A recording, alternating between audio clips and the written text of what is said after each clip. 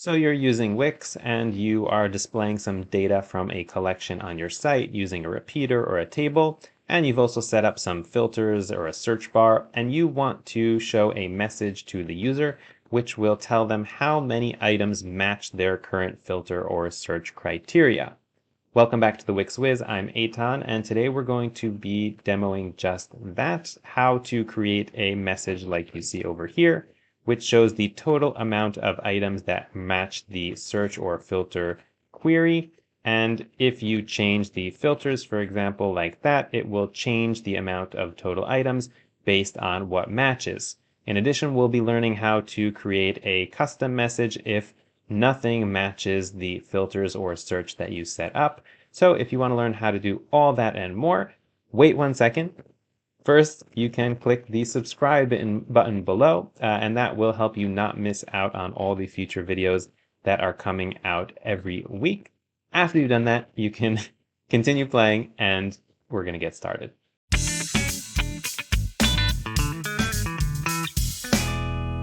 For today's tutorial, we are back in Wix Studio, and specifically in our no-code filter setup. So if you haven't been following along in the series, what we have are two filters. Each one is connected to a data set that is the cars data set. So it's essentially a collection of different cars that are being displayed here in the repeater. And each of these filters by a certain criteria, so by make or by model.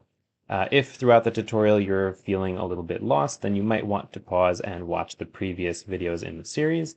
If you feel like you're following along and you're confident, then let's continue. So what we're going to be doing today is displaying a message which lets us know how many items or results were found that match these certain criteria of our filters. So if initially we have 1,000 items in the collection, so initially it'll say that there are 1,000 results, and then as we filter our results, it will make that number smaller based on the matches with our filters. What we'll also do is we'll set up a custom message if there are no matches. So if there's nothing that matches the filter results or search results, if you're doing search, then we will display a message as well. So in order to do that, let's go ahead and drag in a text element. So I'm just going to drag in this regular paragraph right over here, and I'm going to attach it to my stack. I'm going to go ahead and get rid of the text that we have in here. And I'm just going to call this, let's say, results message. This is obviously not the text that's going to display on my live site. It's just an indication for me in the editor that this is something that we're going to be changing via code. Once we've done that, we are almost ready to hop in and do some coding. But first, let's go ahead and check out the Velo documentation. So today we're going to be using a dataset API. So you can see here in the docs, I'm inside the dataset section, and specifically we're using the getTotalCount API. This is an API that allows us to get the total amount of items that a certain dataset is currently representing, and that will be the amount of filtered items. So as we go and change our filters, we can retrieve this total count and display that inside our message. So now that we understand which API that we're going to be using, we can go ahead and head back into the editor and start coding. If you haven't done so yet, you can turn on code mode over here inside of Wix Studio, or up here on top, look for the button that says Dev Mode if you are in Wix Classic. Once you've done that, you should have access to this coding IDE.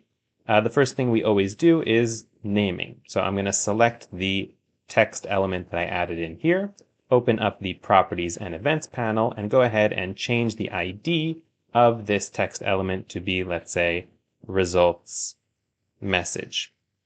Okay, so it matches what I've written over here, and that'll make it really easy for me to find this inside of my code if I need to make any adjustments. The other thing that we're going to name is going to be our data set. Since we're already linked up, I can just open up the dataset panel via this squiggly line and then go to dataset settings.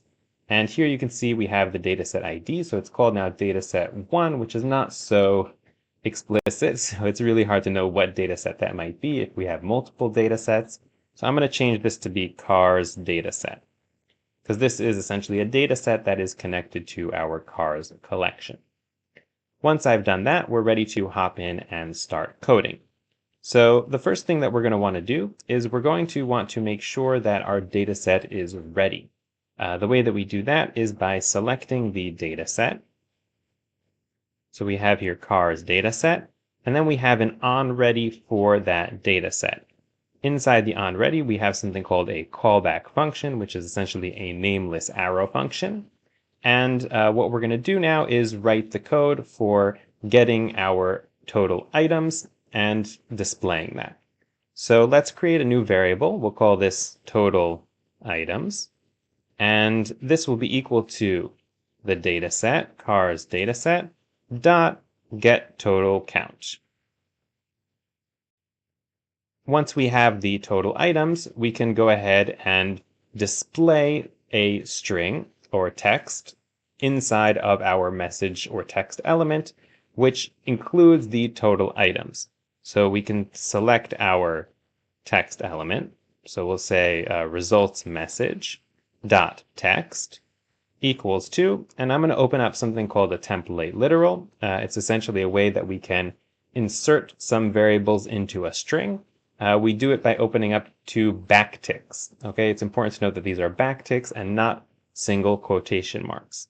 Once we have that, so we can say, let's say found a total of, and then we can put over here, total items. And since we're displaying cars, we can go ahead and write cars. If you want, you could also write results or something like that. It's really up to you. It depends on your use case. Awesome. So once we've done that, we're ready to do some testing. And to do that, I'm going to go ahead and publish a test site. Here I am on the live test site. And as you can see, our message is working. So it's showing found a total of 1,000 cars because there are a total of 1,000 cars in this collection. So even though we're only displaying 10 cars here at the moment, it shows us the total amount of cars that the dataset represents and that the user could potentially paginate through or load more, etc. So this is the total results. But if I go ahead and select a filter, so let's say I select BMW, it doesn't change our message, even though there should be less cars that match this certain query, that match these filters, because BMW is a subset of all the cars. So that's the next thing that we need to do. And we're going to do it using an API called onCurrentIndexChanged. So this is an event listener, and it basically listens for if the index changes, and when it does, it will run whatever callback function we pass. Luckily, this function runs even if the new index is not distinct, so even if both indexes were 0, but there was some kind of change inside of the dataset, so changing our filters should fire off this event listener as well. Let's go back into the code editor and start implementing this. So what we're going to do here is I'm going to separate this out into a separate function. So let's create a new function here under our onReady, and we'll call this update results message. And all we're going to do, this is not going to have any parameters. We can get rid of this. And we're just going to grab all the code that we wrote already, cut and paste right over here inside of the update results message function. First of all, before I forget, we're going to want to call this update results message function whenever we load the page. So even if we haven't made a change to our filters, we're going to want to run this function. Next, we can go ahead and set up our event listener. So I'm going to go ahead and select our dataset, cars dataset, and I'm going to say that onCurrentIndexChanged, and I'm going to pass in update results message as the function that it should run. Okay, so you could go ahead and pass in the function like this. If you want, you can also open up a nameless callback function and call the function inside. This would be useful if you wanted to do other things except for just updating the results message. So now that we've set that up, let's go ahead and launch this test site. Here now on the live test site, let's go ahead and check this out. So first of all, we see that we still have our total of 1,000 cars as we load the page initially, so at least we haven't broken anything.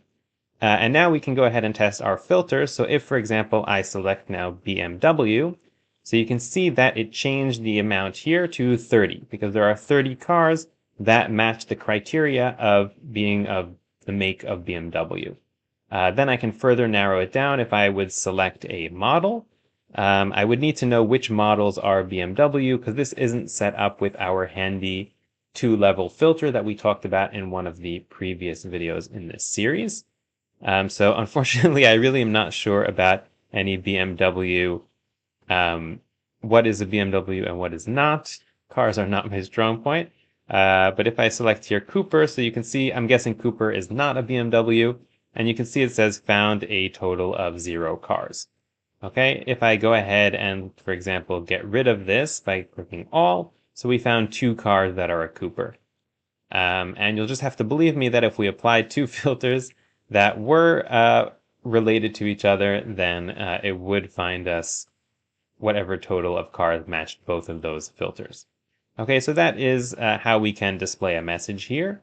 One thing that you might want to do is to change the message if there are no cars found. So for example, if we go back to the BMW Cooper example, so instead of showing found a total of 0 cars, we might want to say no cars were found matching your filters. Maybe try adjusting your filters or something along those lines. So in order to do that, let's head back into the editor. And all we have to do is we have to add a condition if the total items is equal to 0. So what we're going to do here is we can say if total items is bigger than 0, we're going to do this. Okay, so we're going to do this if the total items is bigger than 0. And else, okay, so if we don't match that condition, then we can say that the results message dot text equals to no results or no cars found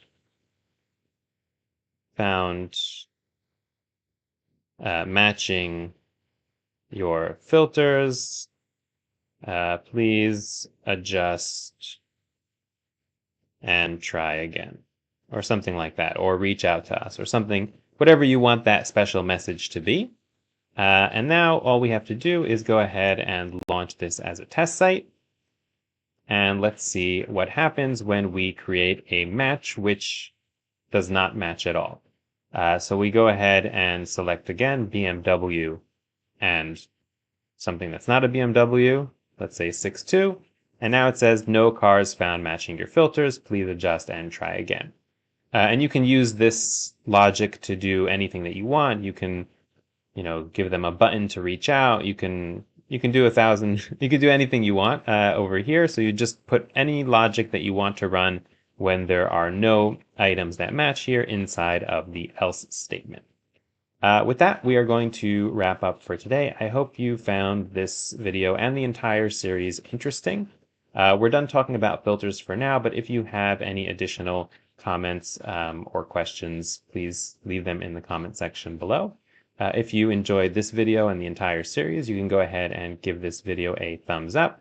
And this series might be over, but there are still a lot of interesting videos coming out on the channel every week.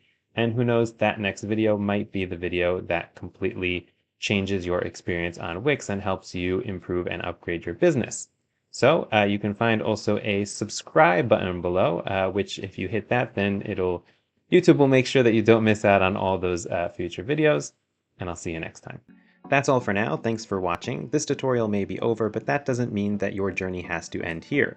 YouTube will have some recommendations up above in a moment for more videos, but don't get too distracted because my eyes are over here, and on the WixWiz website we have a lot more resources for you to continue learning or get support for your business or project. We've got a blog, beginner courses, and a community forum where you can vent about Velo or post some tough questions like, why does my header have a mind of its own?